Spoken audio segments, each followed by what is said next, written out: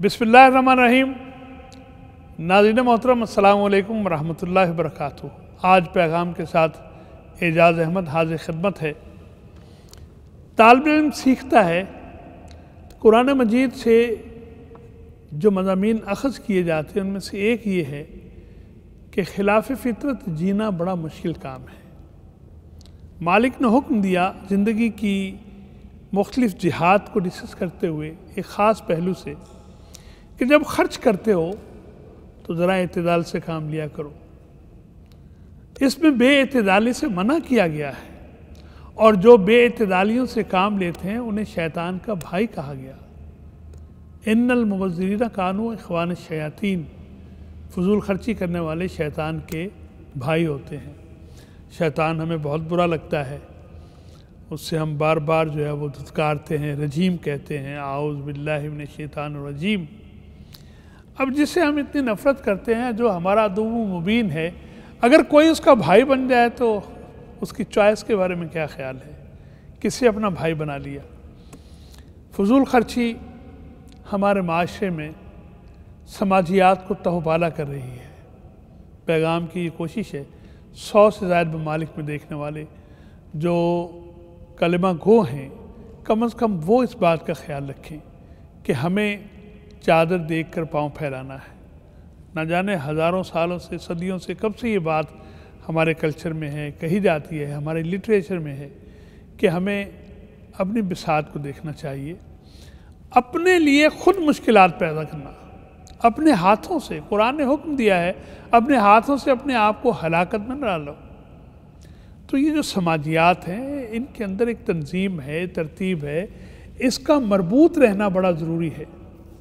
हमने कोशिश की आज अपने ऐसे दोस्तों को दावत दें पैगाम के स्टूडियोज़ में जो फजूल खर्ची पर बात करें, ये है क्या और वो कौन सी लकीर है जिससे फजूल खर्ची शुरू होती है।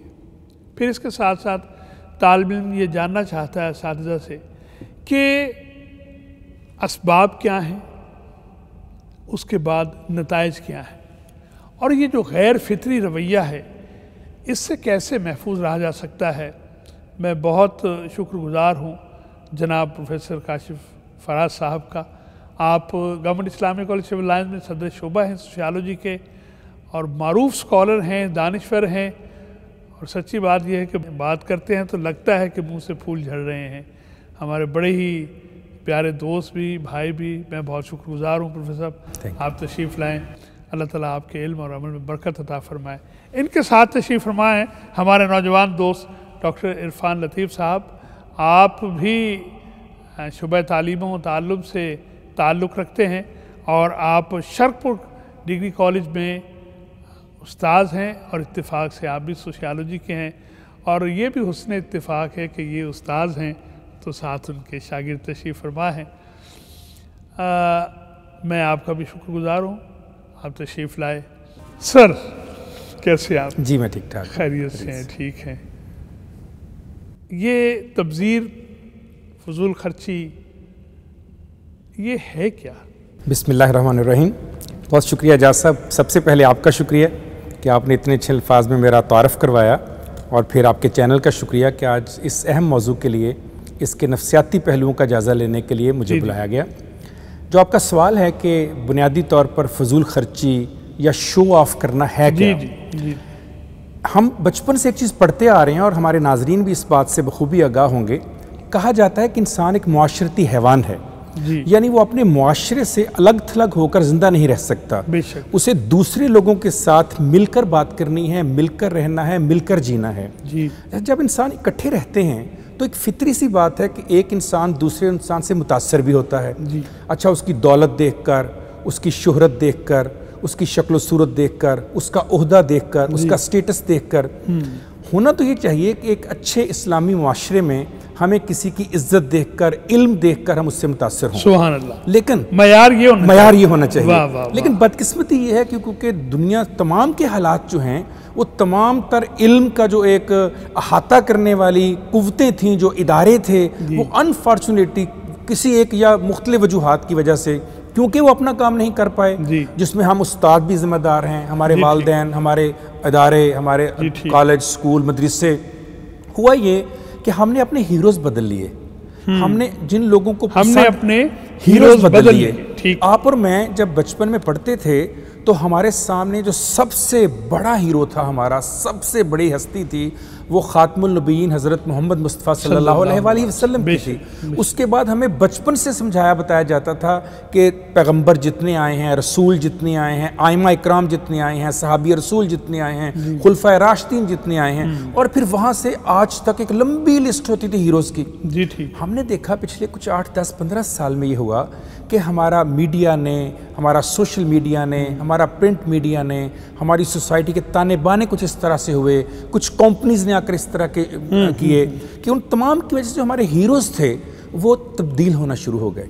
जब आपका हीरो तब्दील होता है तो दरअसल आपका कल्चर तब्दील हो जाता है, लाइफस्टाइल, क्योंकि लाइफस्टाइल बदल जाता है। तो जब लाइफस्टाइल चेंज देखा हमने, और बिलखसूस जो ड्रामे देखते हैं हम, जब उसमें हम देखते हैं कि हमारा हीरो जो है वो एक बड़ी गाड़ी में, बड़े घर में और बड़ी ही ऐशो इशरत की ज़िंदगी गुजार रहा होता है, तो फिर हम दरी में बैठने वाले को, फिर हम सफ़ में बैठने वाले को, फिर हम मस्जिद में जाने वाले को अपना हीरो नहीं बनाते।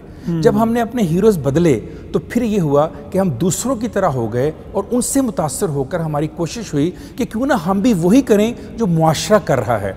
और मुझे एक जुमला याद आ गया किसी दानिश्वर का, उसने कहा था, जिस मुआशरे में सब चलता हो वो मुआशरा कभी नहीं चल सकता। तो इस मुआशरे में सब चलना शुरू हो गया। ये फिर कहिए, जिस मुआशरे में सब चलता हो वो मुआशरा कभी नहीं चल सकता। तो ठहर गया ना, तो इस मुआशरा ठहर गया, ये वहीं रुक गया, बल्कि मैं तो कहूँगा ये पीछे चला गया, कई सदियां पीछे चला गया। मुझे मुख्तार मसूद याद आ गए जो कहते हैं कि मैं मीनार पाकिस्तान कर बैठा, कई सदियों का सोग मना रहा था, मीनार ने झुककर मेरे कान में बड़ी अजीब बात कह दी।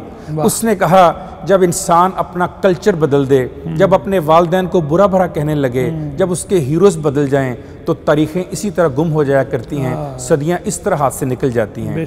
तो ये एक बहुत बड़ी वजह जो है वो मुआशरे का वो चलन है जो हमने एक्सेप्ट किया, और इस चलन से जिसने रोकना था हमें, यानी हमारी जो एकेडेमिया थी, असातिज़ा थे, मदरसा था, वालिदैन थे, बदकिस्मती के साथ वो भी उसी दौड़ में लग गए, और एक पूरे मुआशरे में हमें ये नज़र आता है कि शो ऑफ करूँ, नमूदो नुमाइश करूँ, ऐशो इशरत गुजारूँ और दूसरों को मुतासर करूँ। और उसके लिए हम सब अपने वसाइल से फिर बाहर निकल जाते हैं और अपने लिए मुश्किलात पैदा करते हैं। और कौन कौन सी चीज़ें, एक तो सर कह रहे हैं कि हम वो जो नमूदो नुमाइश का जज्बा है इंसान के अंदर, उसका इजहार कभी इल्म से इजहार होता था, अब जो है वो दौलत ज़रिया इजहार बन गई। और कौन कौन से असबाब हम समझते हैं जो फजूल खर्ची पर इंसान को मायल कर देते हैं? अस्सलाम वालेकुम। पहले तो मैं बहुत शुक्रगुज़ार हूँ आपका और इस अदारे का कि जिन्होंने मौका दिया कि एक अहम समाजी जो इशू है उस पर बात हो। आपका भी शुक्रिया जी, आप तशरीफ लाए वक्त दिया। जहाँ तक तो बात है फजूल खर्ची की, तो सबसे पहले तो इस बात का तय होना बहुत ज़रूरी है कि फ़जूल खर्ची कहाँ किसे जाता है जी। तो बुनियादी तौर पर इसे अगर हम सोशोलॉजिकली देखें तो ये एक एब्सोल्यूट कॉन्सेप्ट नहीं है कि अगर आप 100 रुपये खर्चेंगे, 200 रुपये खर्च करेंगे तो ये फजूल खर्ची है। बेसिकली इसको कहा जाता है, ये एक रिलेटिव टर्म है। इसका मतलब ये है कि फजूल खर्ची का मेयार मेरे लिए और है, सर के लिए और है, आपके लिए और है, जो बाहर रिक्शा ड्राइवर है उसके लिए और है, और कोई जहाज़ में सफ़र करने वाला है उसके लिए और है। हर फर्द के लिए उसके वसाइल के एतबार से एक पैरामीटर बनेगा। बिल्कुल। लेकिन क्या हम कोई स्टैंडर्ड भी बनाएंगे पूरी सोसाइटी के लिए? देखिए, पूरी सोसाइटी के लिए अगर आप स्टैंडर्ड बनाना चाहते हैं ना, तो अपनी ज़रूरियात से बढ़कर जो चीज़ें ख़रीदी जाती हैं, जो दिखाई जाती हैं, उनको फजूल खर्ची में शुमार किया जाता है। लेकिन यहाँ पर फिर वही बात आ जाएगी कि अपनी ज़रूरियात से हटकर जो चीज़ें ली जाती हैं और दिखाई जाती हैं, उसका मेयार भी हर फ़र्द के लिए और मुआशरे के जो 2-3 स्टार्टर्स बने होते हैं उनके मुताबिक होता है। जी ठीक। अच्छा, ये फरमाइए कि लोग हमारे यहाँ कहते हैं कि नहीं महंगाई बड़ी हो गई है, हर फर्द वो जो कहते हैं ना सिरतेबान की है, महंगाई बड़ी हो गई, लेकिन बाज़ार कोरोना के बावजूद भरे हुए, ख़रीदारियाँ भी हो रही हैं, सब कुछ चल रहा है। सर कह रहे थे सब कुछ चल रहा हो तो मुआशरा नहीं चलता, सब कुछ हो रहा है। ये रवैया किस तरफ हमारी रहनुमाई करता है कि लोग महंगाई का रोना भी रोते हैं और फिर अपने वसाइल से बढ़कर खर्च भी किए जा रहे हैं। वैसे देखिए, बुनियादी तौर पर तो ये हमारा दोहरा मेयार है ना, जी। कि एक तरफ हम कहते हैं जी महंगाई बहुत है और दूसरी तरफ फजूल खर्ची को भी बहुत ज़्यादा हमने अपनाया हुआ है। तो ये हमने मेयार बनाए हुए हैं, ठीक है। और ये जो वैल्यूज़ हैं या स्टैंडर्ड्स जो सेट किए जाते हैं, इसमें भी जैसे कि सर ने अभी बहुत खूब भी इस पर बात की थी कि ये बेसिकली एक ग्रेजुअल प्रोसेस है। ऐसा नहीं है कि ये माशरे में एकदम से ये चीज़ आ गई है। दोहरा मेयार या फजूल खर्ची ये एकदम से नहीं आई, इसके पीछे बाकायदा एक कोशिश थी, ठीक है, जिसको अगर हम सियासी ज़ुबान में कहें तो ये ग्लोबलाइजेशन और वेस्टर्न का जो एक एजेंडा है। देखिए, हमारे इस्लामी शुआर क्या कहते हैं कि फजूल खर्ची ना की जाए, और वेस्ट का एजेंडा क्या है कि हमें इस्लामी शुआर से हटाया जाए। तो ये बेसिकली आहिस्ता आहिस्ता, जिसे स्लो पॉइजनिंग कहा जाता है, ठीक है, हमारे कल्चर को आहिस्ता आहिस्ता बदला गया और हमारे मेयारात भी ये दोहरे मेयार बना दिए गए कि एक तरफ हम कुछ और कह रहे होते हैं और दूसरी तरफ हम कर कुछ और। अच्छा प्रोफेसर साहब, ये डॉक्टर साहब ने बात की कि जो वेस्ट है वो हमें माइल कर देता है, फिर मजबूर कर देता है कि जो चीज़ें हमारी ज़रूरत की नहीं हैं हम वो भी लें। तो मैं ये चाहता हूँ, आप अहले इल्म में से हैं, कि जो नफ्सियाती इंसान की कैफियत हैं वो किस कदर इस रास्ते में इंसान को उभारती हैं। एक तो पहले आपने बात की, लेकिन ये कि किस तरह से ये केमिस्ट्री चेंज हो जाती है कि इंसान कहता है जो मर्जी हो मैंने ये करना है। बहुत अच्छा डॉक्टर साहब सवाल। देखिए, साइकोलॉजी की रूह से इंसान दो तरह से चीज़ों से ग्रेटिफिकेशन लेता है या मज़ा लेता है या इश्तिहा लेता है जी। एक होता है प्लेयर प्रिंसिपल, एक होता है रियलिटी प्रिंसिपल। जी ठीक। अच्छा, प्लेयर प्रिंसिपल ये होता है कि मुझे फौरी तौर पर मज़ा चाहिए, इश्तिहा चाहिए, चाहे वो चीज़ जायज़ हो या नाजायज़ हो। जो रियलिटी प्रिंसिपल है वो कहता है चीज़ मिलेगी लेकिन इसके लिए सब्र करो, वक्त का इंतज़ार करो, मेहनत करो।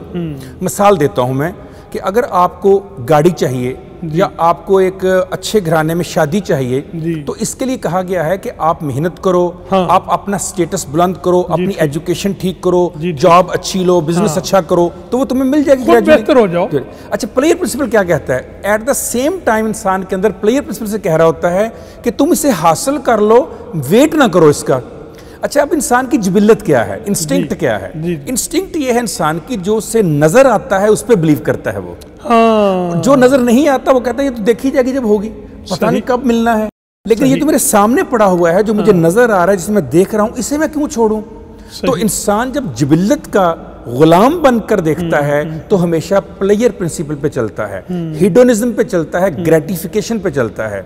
ये जो उस वक्त का वक्ती इश्तिहा है या मजा है, ये उसे उस वक्त तो बड़ा मजा देता है जी ठीक, लेकिन अल्टीमेटली पूरी सोसाइटी का बेड़ा गर्क कर देता है। किसी ने बड़ी अच्छी एक बात की, उसने कहा ये ज़मीर भी अजीब चीज होता है, हमें गुनाह करने से रोकता तो नहीं, उसका मजा खराब कर देता है, मजा खराब कर देता है। तो ये भी ऐसे ही है, बिल्कुल ये भी, क्योंकि हम उस वक्त ज़मीर पे चलते नहीं, उसके बाद नहीं सुनते। इसको यूं भी प्रोफेसर कह सकते हैं कि जो फौरी हमारे जज्बात हैं वो अक्ल को एक तरफ बांध के खड़ा कर देते हैं। बहुत अच्छी बात। अब ये आपने प्योर साइंटिफिक बात कर दी। मैं अपने नाजरीन के इल्म के लिए आपको दो बातें जोड़कर समझाता हूँ। जी इरशाद। पहली बात, हमने हमेशा मजहबी तौर पर यह सुना था कि गुस्से में कोई फैसला ना करें। बचपन से मैं सुनता और पढ़ता था, मुझे पता नहीं था जब तक कि मैंने अपनी डिग्री कंप्लीट नहीं की साइकोलॉजी में, तो मुझे पता चला कि जब भी मेरे ऊपर कुछ चीज़ असरअंदाज होती है तो 30 सेकंड्स तक वो मेरे राइट हेमिस्फीयर यानी दिमाग के दाएं निसफ कुर्रे में रहती है। जो मेरा दिमाग का दायां निसफ कुर्रा है ये फौरी रिएक्ट करता है जज्बात के ऊपर।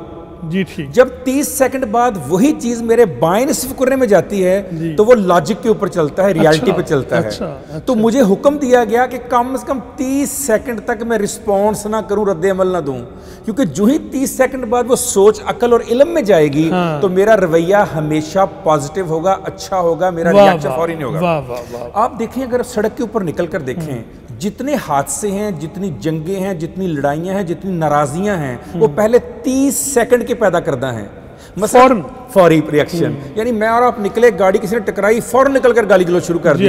जो ही 30 सेकंड तक आप सोचते हैं तो आप कभी भी उतर कर वो रिस्पॉन्स नहीं देते, आपका वो गुस्सा जायल होना शुरू हो जाता है।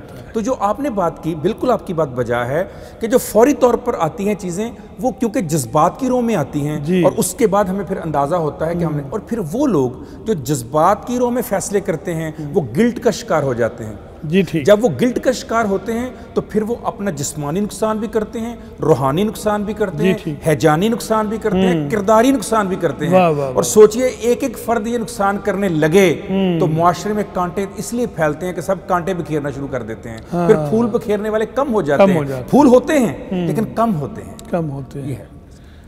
खूबसूरत बातें करते हैं खूबसूरत लोग, और खूबसूरती क्या है, सीरत ना हो तो आरज़ो रुखसार सब गलत, खुशबू उड़ी तो फूल फ़कत रंग रह गया। आज हमने ऐसे मेहमानों को दावत दी है जो हमें खूबसूरत अंदाज में खूबसूरत बातें बता रहे हैं। आप मैं लुत्फ़अंदोज़ हो रहे हैं, सीख रहे हैं। एक छोटा सा ब्रेक लेते हैं, फिर मिलते हैं इंशाअल्लाह। वेलकम बैक नाजरीन। आज पैगाम के साथ में हम फजूल खर्ची नहीं कर रहे, फजूल खर्ची पर बात कर रहे हैं, सीखने की कोशिश कर रहे हैं, समझने की कोशिश कर रहे हैं। इसी सीखने समझने में ज़िंदगियां संवर जाती हैं, और अगर माशरे संवर जाएं तो नताइज आप जानते हैं क्या हो सकते हैं। रियासत मदीना से जब देखते हैं तो इस तरह की मिसालें हमारे सामने आती हैं। अक्सर आप बात कर रहे थे अभी ब्रेक में हमने कि प्रोफेसर साहब ने जो बात की इसमें थोड़ा सा आप इजाफा, फिर आपसे एक और सवाल करना है, पहले आप अपनी बात कर लीजिए। जी बिल्कुल सर, जो बात सर ने की है प्लेयर प्रिंसिपल और लॉजिक वाली बात, इसको अगर हम मुआशरती लेवल पर देखें ना तो हमारे लिए फजूल खर्ची की अपॉर्चुनिटीज़ को बढ़ा दिया गया है। जी ठीक। हमें ऐसा मौका ही नहीं दिया जाता कि हम सोचें और लॉजिक पर अमल करें। देखें ऑनलाइन शॉपिंग का कॉन्सेप्ट अगर देखें, ठीक है ना, तो वो हमें सोचने ही नहीं देते। हमने अगर कोई ऐप डाउनलोड की है और इस पर अगर देख रहे होंगे तो हम फ़ौरन वो चीज़ ले लेंगे। इसी तरह ये जो क्रेडिट कार्ड का कॉन्सेप्ट है, ठीक है ना, अगर आप मॉल में गए हैं, बच्चों के साथ हैं, ठीक है, बच्चे ने अगर प्लेयर प्रिंसिपल पर अमल करते हुए कुछ चीज़ मांगी है तो आपके पास पैसे नहीं भी हैं तो आपके पास क्रेडिट कार्ड होगा, आप फ़ौरन वो चीज़ ले लेंगे। ठीक है, तो बेसिकली मुआशरे ने इस रवैये को बढ़ाने के लिए अपॉर्चुनिटीज़ बढ़ा दी हैं। क्रेडिट ज़रूरत है, जैसे मैंने पहले अर्ज़ किया, ज़रूरत है या नहीं है, आपको इंसेंटिव ऐसा दिया जाएगा कि आप कहेंगे ठीक है। बिल्कुल, अपॉर्चुनिटीज़ बढ़ा दी गई हैं, साथ इंसेंटिव्स लगा दिए गए हैं। अच्छा, ये भी फरमाइए कि जो लोग हमारा वहाँ शादी ब्याह के मौक़ों पर ख़ास तौर पर और मुख्तलिफ़ मौक़े ऐसे हैं, बहुत ज़्यादा खर्च करने का रुझान है और फिर उसकी सज़ा भी लोग भुगतते हैं, तो ज़रा इस तरह के कुछ वाक़यात जो आपकी निगाह में हों। देखिए, शादी ब्याह पर जो बेजा अखराजात किए जाते हैं, इसकी अगर बुनियादी वजह को देखा जाए तो वो स्टेटस सिंबल है। जी ठीक है, हमने मुआशरे में एक चीज़ को ये अपनाया हुआ है कि बेटी के जहेज़ में ये चीज़ें ना देंगे तो मुआशरा क्या कहेगा। ठीक है, उसके बाद खाने में ये चीज़ें नहीं होंगी तो क्या होगा। ठीक है, तो ये बेसिकली लोग क्या कहेंगे वाला जो एक कॉन्सेप्ट है ना, वो है। यानी ये बात जो तलवार हमारे सर पे लटकती रहती है कि ए न कीता थे लोकी की कहेंगे, बिल्कुल उसकी वजह से हम पता नहीं कहाँ से कहाँ निकल जाते हैं। बिल्कुल ऐसे ही है, एक्सपेंसेस इंक्रीज़ हो जाते हैं, फजूल खर्ची, नमूदो नुमाइश। ठीक है, फिर लोग इस बात को आपके लिए ताना बना देते हैं कि अपनी बेटी की शादी पर इसने ये क्या किया है, नहीं किया, बेटी से मोहब्बत नहीं थी, बेटे से मोहब्बत नहीं थी, तो वो उस चीज़ से बचने के लिए वो फिर अपने वो जो चादर है उससे बाहर चला जाता है। सर, लोग मखरूज हो जाते हैं और कर्ज की दलदल में धंस जाते हैं। इस तरह से हम दाएं बाएं देखते हैं अपने। अच्छा, हम शायद सैकड़ों शादियों के खाने खाए हों, कोई याद है कहाँ गए सारे?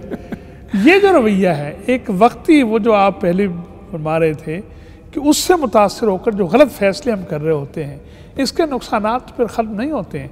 और अगर 5 बच्चे हैं, 4 हैं, एक के लिए आप तो चढ़ गए आसमान पर, तो दूसरे की बारी आपके हाथ में कुछ नहीं है। ये जो जुल्म भी है फिर कि तफावत हो गया, अदल इंसाफ का ख्याल नहीं रखा गया, जिससे मना किया गया, तो इसके नताइज क्या निकलते हैं? ये हम उस कौम की बात कर रहे हैं जिससे कौम वुस्ता करार दिया गया, जिससे म्यानर और कौम करार दिया गया कुरान मजीद में, उसकी बात कर रहे हैं। अंदाज़ा कीजिए, हमें अहकाम ये दिए गए थे कि तुमने रिसोर्स मैनेजमेंट करनी है। ये मैं अपने उन नाजरीन के लिए जिनको शायद टर्मिनोलॉजी से इशू होता है जब हम कहते हैं कि नमूदो नुमाइश ना करो, उसके लिए रिसोर्स मैनेजमेंट। रिसोर्स क्या होता है? दो बड़े रिसोर्स इंसान को ज़िंदगी में, एक को वक्त कहते हैं, एक को पैसा कहते हैं। जी ठीक। जो लोग इसको मैनेज नहीं करते उन्हें आने वाले दिनों में मुसीबत उठाना पड़ती है। अब आपका जो सवाल है मैनेज क्यों नहीं करते, देखिए हम दूसरे लोगों को अपनी ज़िंदगियों का मालिको मुख्तार बना देते हैं। डॉक्टर साहब आप मुझे बताइए, आपकी गाड़ी हो और स्टीयरिंग किसी और के हाथ में हो तो क्या चला सकते हैं? वो मेरी है ही नहीं, एक्सीडेंट हो जाएगा उस वक्त तो फिर मेरी है नहीं। लेकिन मेरी जिंदगी जो गाड़ी से कहीं अहम है, उसका स्टीयरिंग दूसरों के हाथ में है। यानी दूसरा मुझे बताएगा मुझे क्या करना है, कैसे करना है, वो मुझे ड्राइव कर रहा है। जब दूसरा मुझे ड्राइव करेगा तो फिर दूसरे की मेरे बारे में राय मनफी भी हो सकती है, मुस्बत भी हो सकती है। जब उसकी मनफी राय मेरे बारे में होती है तो उसकी जजमेंट को ठीक करने के लिए मैं क्या करता हूं, मुझे तवज्जो चाहिए होती है। तवज्जो हासिल करने के लिए मैं एक शौरी काविश करता हूं, क्या कि जो मेरे पास नहीं है वो भी शो करूं, वो भी दिखाऊं। अच्छा, अब क्या अगरचे मैं रखता नहीं, लेकिन मैं इजहार करूं कि मेरे पास है। ताकि वो जो लोग मनफी लोग समझते ये हैं कि इस तरह शो ऑफ करने से जो लोगों की मेरे बारे में मनफी राय है वो मुस्बत में तब्दील हो जाएगी कि नहीं जी मेरे पास तो है। तो ये वही बात है जो मैंने अभी आपसे कही कि मेरी गाड़ी कोई और ड्राइव कर रहा है, मेरा स्टीयरिंग किसी और के पास है। अब सवाल यह है कि इसको ठीक कैसे किया जा सकता है, समझाया कैसे जा सकता है। देखिए मैंने अभी आपसे कहा, इकबाल ने बड़ी खूबसूरत बात की थी, गला तो घोंट दिया अहले मदरसा ने तेरा, कहां से आए सदा ला इलाहा इल्लल्लाह। तो जिन लोगों का, जिन इंस्टीट्यूट्स का, जिन हस्तियों का ये काम था कि वो ये बातें बताते, जिसमें आप बड़ी काविश कर रहे हैं कि ये बात लोगों को बता रहे हैं, इसकी बड़ी जरूरत थी आज, उन लोगों ने बताना छोड़ दिया, ये सोचकर कि हमारी बात का असर नहीं होना। कौन सुनेगा हमारी बात? जबकि सच्ची बात यह है आज भी कौम सुनना चाहती है। आज का नौजवान, आज का बच्चा आज भी अच्छी बात सुनना चाहता है। सिर्फ क्या है, हमने करना छोड़ दी है। तो जो ही हम लोगों को अपना बेहतर इमेज पैदा करने के लिए और मनफी सोच से बचने के लिए बताएंगे कि तुम्हारे पास बेहतरीन चीज़ है, तुम्हारा इखलाक, तुम्हारा किरदार, तुम्हारी तालीम और तुम्हारा लोगों के साथ रवैया, अगर ये बेहतर कर लो तो लाखों करोड़ों की जायदाद से ये बेहतर है और तुम्हारे शो ऑफ से कहीं बेहतर है। तो लोग आहिस्ता मयारे हकीकी है उसको लोगों के सामने लाया जाए। और देखिए कि सदियों से चले आ रहे हैं मयारे हकीकी, जिनको आपने कहा, और कोई मजहब, कोई सोसाइटी, कोई कल्चर नहीं कहेगा कि ये मयारे हकीकी नहीं है। तो क्यों ना हम उन पर चलें बजाय इसके जो वो हमने मयार बनाए हुए हैं, जो वक्ती हैं, जो हर 10 दिन बाद फैशन बदल जाता है, हर 10 दिन बाद हमारी सोचें बदल जाती हैं, हर 15 दिन बाद हमारे खाने बदल जाते हैं। तो क्यों ना उसको छोड़कर उस पर आए जो हकीकी और हमेशा रहने वाला है। खूबसूरत बात की। ऐसा जो यूनिवर्सल स्टैंडर्ड्स हैं, देखिए अगर सारी दुनिया के जो मज़ाहिब, अदियान, दानिश्वर जिन बातों पर मुत्तफ़िक हैं, जिन बातों को सभी ओन करते हैं, इसका मतलब है कि वो बातें गंवाने वाली नहीं है। असल में मायार वही है जो हर तरफ कबूलियत आमा हासिल रखता है। उसको छोड़ के हम जो दूसरी तरफ जाते हैं, कहा था ना कि उसने कि जो असल पैगाम है दीन इस्लाम से जो हमें मिला है, तो उसको छोड़कर हम कुछ और चीज़ों को जो इख्तियार कर लेते हैं, उसके जो नताइज निकलते हैं और उसके नतीजे में जैसे एक तो नुकसान माली है, लेकिन जो शख्सियत डैमेज होती है, पर्सनैलिटी, उसके अंदर जो खलफशार पैदा होता है, ज़रा उस पर फरमाइए। देखिए, इससे पहले तो ज़रूरत इस बात की है कि हमें ये समझना चाहिए कि ये जो मेयारात बदले हैं ये क्यों बदले हैं। देखिए, मुआशरे के जो हमारे यूथ है, जवान लोग हैं, उनको ये बता दिया गया है कि असल मेयार जो है वो मटीरियलिस्ट है, ठीक है, मादी ज़िंदगी को ज़्यादा अहमियत दे दी गई है और सादगी को पीछे रख दिया गया है। ठीक है, इसमें भी मीडिया का जो रोल है वो बहुत अहम है।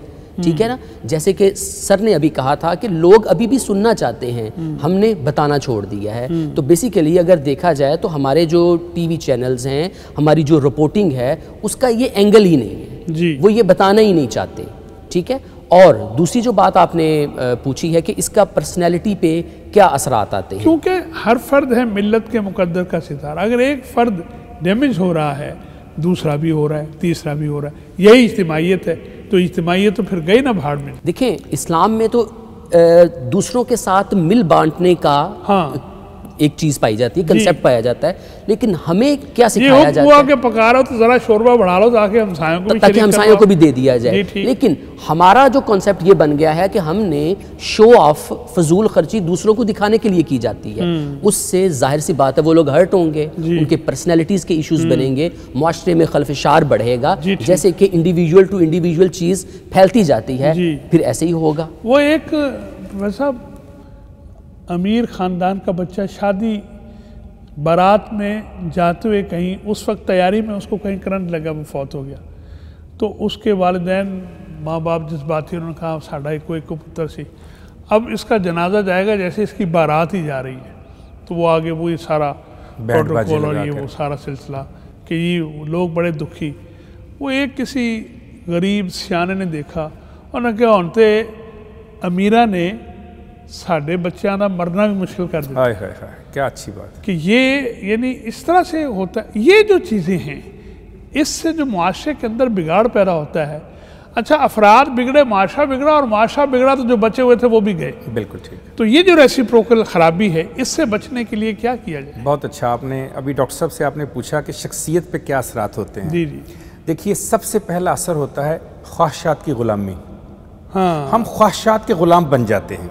वाह, दूसरा असर होता है खोखलापन, आप अंदर से खाली हो जाते हैं, खोखले हो जाते हैं, आपके अंदर कुछ नहीं रहता। सही। तीसरा काम होता है आप रिश्वत और सिफारिश के चलन पर चलना शुरू हो जाते हैं, क्योंकि अब आपको पता है कि नॉर्मल अंदाज में आपको वो चीज़ें नहीं मिल पाएंगी। बातें तीनों बड़ी कीमती, मादियत लेकिन आ ये जो आखिरी बात आप कर रहे हैं ना जी, कि ये चीज़ें मजबूर करती हैं कि मजबूर मैं कर बाय देती हक होकर बकरुक चीज़ें वसाइल समेटूं, उसके पास कोई हल नहीं करप्शन, रहता। खराबियाँ। अभी मैं एक पढ़ रहा था किताब, आपके प्रोग्राम से आने से पहले मौलाना वहीदुद्दीन खान हिंदुस्तान के, उनके असफार हिंद पढ़ रहा था। जी, क्या खूबसूरत वाक़या आपकी इस बात से मुझे वो याद आ गया। जी, इरशाद। वो कहते हैं कि मैं एयरपोर्ट पे खड़ा था किसी कहीं जाने के लिए, और एक लंबी लाइन लगी हुई थी, तो अचानक एक अंग्रेज़ भाग कर आया और लाइन को तोड़ते हुए उसने आकर कहा, जो काउंटर पे बैठी थी बीबी, बड़े गुस्से के साथ कहा, बीबी मैंने फर्स्ट क्लास का टिकट मांगा था, आपने मुझे सेकंड क्लास का टिकट दे दिया। तो मौलाना साहब कहते हैं कि एक अंग्रेज़ और खड़ा था लाइन में, वो आगे बढ़ा और उसने एक बड़ा खूबसूरत जुमला बोला। उसने कहा, sir first class is not a ticket, it's a way of life. First class की टिकट के नाम नहीं हुआ करता, ये जिंदगी गुजारने का अंदाज हुआ करता है। वाह, वाह, और जिंदगी गुजारने का अंदाज जो है वो सिखाना किसका काम है? वो उस्ताद का काम है, जी, ठीक। वो वालदैन का काम है, जी, वो ठीक। मदारस का काम है, वो इंटेलिजेंशिया का काम है, बेशक। वो एकेडेमिया का काम है। जी। तो जब वो, जैसे आपने प्रोग्राम किया, देखिए एक प्रोग्राम आपने किया, इसको लाखों लोग सुनेंगे, जी, एक प्रोग्राम और कोई करेगा, उसे लाखों सुनेंगे। सर मैं अर्ज करूं कि 100 से ज़्यादा ममालिक में पैगाम आपकी बात सुनी जा रही है। जी, तो देखिए आप कि कितने लोगों तक ये बात पहुंचेगी। मुमकिन नहीं है कि बात पहुंचे और उसके असरात ना हों। जी बेशक। अगर नेगेटिविटी फैल सकती है, डॉक्टर वर्नल कॉलमैन मुझे याद आ कि बड़ी खूबसूरत जुमला बोलते हैं, जी, जी। कहते हैं अगर हमारे दिमाग हमें बीमार कर सकते हैं तो हमारे दिमाग हमें सेहतमंद भी कर सकते हैं। वाह, वाह, अगर वाह। इस दिमाग ने कहा है खोखलापन, ख्वाहिशात की गुलामी, नमूदो नुमाइश, सिफारिश, रिश्वत, तो यही दिमाग मुझे ये भी कह सकता है कि नहीं, आज मैंने प्रोग्राम सुना, उसमें कहा गया था ये काम नहीं करना। तो वाह, उसी वाह। दिमाग को समझाने की जरूरत है। वाह, वाह, और समझाया उस वक्त जाएगा जब हम लोगों को ये बता दें, जो एक बड़ी खूबसूरत से बाबा जी ने बात की थी, उसने कहा था हम लोग हर वक्त ये गिला करते रहते हैं कि अल्लाह ताला ने फूलों के साथ कांटे क्यों लगा दिए। हाँ। हमें हर वक्त अल्लाह का शुक्र अदा करना चाहिए, उसने कांटों के साथ फूल लगा दिए। तो जो फूलों के साथ कांटे देखते हैं वो नेगेटिव लोग होते हैं, वाह, वाह। और जो कांटों के साथ फूल देखते हैं वो मुआशरे को खूबसूरत बनाने वाले लोग होते हैं। कांटा दुरुस्त करने की जरूरत है, कांटा दुरुस्त वो जो करने ट्रेन की, वाला बाबा, बस हीरो बदलने की और समझाने की जरूरत वाह, है। वाह, वाह। और वो रोल मॉडल बताने की जरूरत है इस मुआशरे को, इन लोगों को, कि जिनके नाम से धरती कांपा करती थी। और जो काफर के हाथ में तलवार देखकर भी कहते थे, जब काफर पूछता तुम्हें मुझे कौन बचाएगा, कहते मेरा अल्लाह, और तलवार उसके हाथ से गिरती थी। इकबाल को कहना पड़ता था काफिर है तो शमशीर पे करता है भरोसा, मोमिन है तो बेतेग भी लड़ता है सिपाही। तो आज हम बेतेग भी लड़ सकते हैं अगर वही जज्बा पैदा हो जाए, जो कि पैदा करना आपकी और मेरी जिम्मेदारी। जी, इस बुनियादी बात यह है कि वो सीरत व किरदार हासिल हो जाए जिसके नतीजे में ईमान की मजबूती, और ईमान मजबूत हो तो यकीनन इंसान फिर इन चीज़ों का सहारा नहीं ढूंढता कि खर्च करके, ज़्यादा ज़र्क वर्क लिबास पहन के या ज़्यादा शो ऑफ करके मैं इज़्ज़त हासिल कर लूँ। इन्नल इज़्ज़त लिल्लाहि जमिया, इज़्ज़तें तो सारी अल्लाह के पास है। जो उससे जुड़ता है उसे फिर फजूल खर्ची की ज़रूरत नहीं रहती। हुक्म भी यही है, बातें कुछ और करेंगे, सवालात बहुत कीमती हैं। अभी एक छोटा सा ब्रेक लेते हैं, फिर मिलते हैं इंशाअल्लाह अज़ीज़। नाज़रीन वेलकम बैक।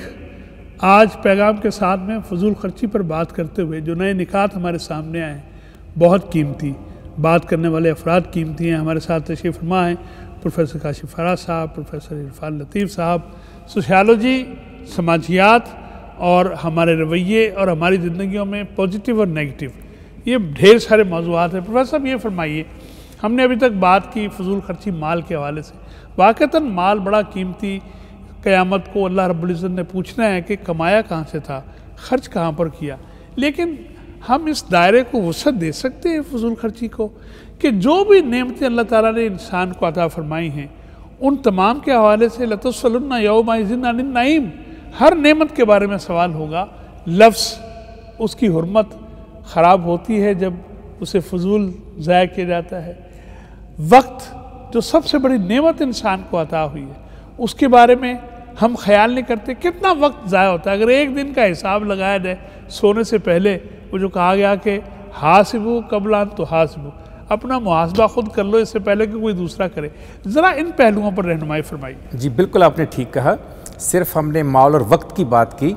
जो अल्लाह ताला ने आपको सलाहियत दी हुई है, जो अल्लाह ताला ने आपको अल्फाज अदा करने की जो कुव्वत दी हुई है, अल्लाह ताला ने जो आपको रवैया अता किया हुआ है, अल्लाह ने जो आपको किरदार अता किया हुआ है, अल्लाह ताला ने आपको जो दुनिया में रहने सहने का सलीका सिखाया हुआ है, सबके अंदर अगर किसी जगह पर भी हम इसराफ करते हैं, नमूद नुमाइश करते हैं, वो भी इसी में आएगी। और अभी आपने बड़ी खूबसूरत बात की, फ़िक्रे के फ़क्र की बात की आपने, हर्फ की हुर्मत की बात की आपने, अल्फाज की आबरू की बात की आपने। 100% जहाँ जितनी ज़रूरत है उतना बोलना, जहाँ जितना वक्त देना चाहिए उसे मुनासिब इस्तेमाल करना। मैं हमेशा कहता हूँ अपने स्टूडेंट्स से, अपने बच्चों से घर में कि देखिए, आप माउंट एवरेस्ट की बुलंदी पर बैठ जाएं या बहरुल कहल की गहराई में, वक्त ने 1 सेकंड के बाद ही गुजरना है। और पूरी दुनिया में कामयाब और नाकाम दोनों लोगों के पास 24 घंटे ही होते हैं दिन में। किसी के पास ज्यादा कम नहीं होते। जब हम ये कहते हैं वक्त जाया कर रहे हैं, वक्त मुस्कुरा रहा होता है, तुम मुझे जाया कर रहे हो, तुम्हें तो मैं जाया करके गुजर भी चुका हूँ, तुम मुझे क्या जाया करोगे। और ये सारी की सारी चीजें जिनकी हम बात कर रहे हैं, ये उस वक्त आपके हाथ आती हैं और आपके काम आती हैं जब इनका इस्तेमाल एक वस्त के साथ, एक औसत के साथ, एक अच्छे अंदाज में किया जाए। जो ही आप इसको ज्यादा इस्तेमाल करते हैं तो फिर आप सोसाइटी में बिगाड़ का बायस बनते हैं। ना सिर्फ आपकी अपनी पर्सनैलिटी बिगड़ कर किसी और ही शक्ल इख्तियार कर लेती है, बल्कि आप मुआशरे को भी एक बिगड़ा हुआ मुतशक्ल कर देते हैं। तो इसलिए जब भी आप किसी चीज़ के हवाले से भी, इवन के खुशबू लगाने की बात अभी हम कर रहे थे ब्रेक में, अब कई लोगों ने पूरी बोतलें डेली होती है। अब वो क्या बताना चाहती हैं दूसरों को कि जी मेरे से बड़ी खुशबू और तुमसे नहीं आ रही। क्या मतलब, क्या कहने का? यानी सेल्फ राइटनेस भी एक, ये भी नमूद नुमाइश है। ये कहना मैं बड़ा नेक हूँ, मैं बड़ा आजिज हूँ, मैं बड़ा अच्छा हूँ और तुम सारे फारग हो, मैं ईमानदार हूँ तुम नहीं हो, ये भी यानी ये वो कहता नहीं है, मतलब शो कर रहे हो, उसी बदले में शो कर। तो ये भी शो ऑफ है ना जी। तो इस शो ऑफ से भी हमें बचना है, क्योंकि अल्लाह ताला ने जहाँ गुरूर को नापसंद फरमाया, वहाँ आजिज़ी पर घमंड को भी नापसंद फरमाया। वाह वाह वाह, ये भी उतना ही बुरा है। वाह वाह, क्यों दूसरों को जज करते हो? तकब्बुर की एक शक्ल है, एक शक्ल है ये भी। तो इसलिए बिल्कुल आपकी बात से मैं एग्री करता हूँ। और वो लोग ये काम करते हैं जिनको अपनी जात की सलाहियत पर शक होता है। जिन लोगों को अपनी जात पर, अपनी सलाहियत पर एतमाद होता है, वो कभी इस तरह का काम नहीं करते। सो बड़ी ज़रूरत है अपनी जात के शक को और अपनी कॉम्पिटेंसी को इम्प्रूव किया जाए, अदम तहफ़्फ़ुज़ का शिकार मुआशरे को तहफ़्फ़ुज़ दिया जाए। वाह वाह, ये जो किरदार की मजबूती है, इकबाल ने कहा था, आप भी इकबाल को याद कर रहे थे कि खुदाए लम यज़ल का दस्ते कुदरत तू, ज़ुबान तू है, यकीन पैदा करेगा फिल के मगलूबे गुमा तू है। कि यानी आप जाली सहारे लेके, बैसाखियाँ लेकर अपने आप को तामीर करने की बजाय अपने रब का हाथ पकड़ लें, खुद ही सरबुलंद हो जाएंगे। पैगाम मैं चाहता हूँ मुआशरे के तमाम तबक़ात, लेकिन बिलखुसूस चूँकि आप खुद नौजवान आदमी हैं और आप फीलिंग्स जानते हैं, आपका एज गैप कम है तालिब इल्म के साथ भी, तो नौजवानों के लिए जो फैसिनेट जल्दी हो जाते हैं और बहुत जल्द फिर वालिदैन को तंग करना, उनके ऊपर बार बनना, उनसे फरमाइशें करना और उसके नतीजे में वालिदैन को गलत रास्ते पर चलने पर मजबूर कर देना। ख़ासतौर बाप जो हमारे यहाँ कमाने वाला, जिसको घरों में सिर्फ बाज़ औक़ात ये समझा जाता है ये एक पैसे कमाने वाली मशीन है, तो इस पर ज़रा एक मैसेज आपसे चाहिए। जी बिल्कुल, आपकी बात 100% सही है कि फजूल खर्ची और शो ऑफ करना ये बेसिकली डिवियंस और जुराइम की तरफ लेके जाता है। जी ठीक है, और आपकी बात बिल्कुल दुरुस्त है कि जब बच्चों की बेजा ख्वाहिशात आएंगी, ठीक है, तो इस हवाले से हमारी जो यूथ है, यंग लोग हैं, उनको समझाने की ज़रूरत है। और इस हवाले से तो सीधी सी बात है कि म्याना रवि को अपना लिया जाए, ठीक है, हीरोज़ अपने बदल लिए जाएं, ठीक है, तो ये है। और इसमें हमारा बहसीयत उस्ताद, मीडिया का, इन सब का एक बहुत अहम रोल है कि हम बच्चों को असल चीज़ें दिखाएं कि असल क्या है। जो हमें बाहर से दिखाई दे रहा है, ये जो शो ऑफ चीज़ें की जा रही हैं, ये असल नहीं है। तो ज़रूरत इस अमर की है कि असलियत, रियलिटी क्या है, वो सब तक पहुंचाई जाए। पर सब इसी बात को मैं चाहता हूँ, आखिर में पहुँच गए और मेरे आपके देखने वाले और आपके चाहने वाले इस वक्त फोकस किए बैठे हैं, तो आप इस हवाले से कोई एक ऐसा, मैं समझता हूँ कि पैगाम दीजिए, पैगाम के ज़रिए जो एक अवधि पैगाम बनकर लोगों के दिलों को चमकाता रहे। डॉक्टर साहब, जब मदाइन का शहर फतह हुआ ना, तो मुसलमान जब उस शहर में दाखिल हुए तो उन्होंने देखा कि बादशाह के महल के बाहर एक लाइन लिखी हुई है जी। उस पर लिखा है कि बादशाह के दरबार में हाजिरी वो दे जिसके पास इल्म, हिल्म, फहम और बहादुरी हो।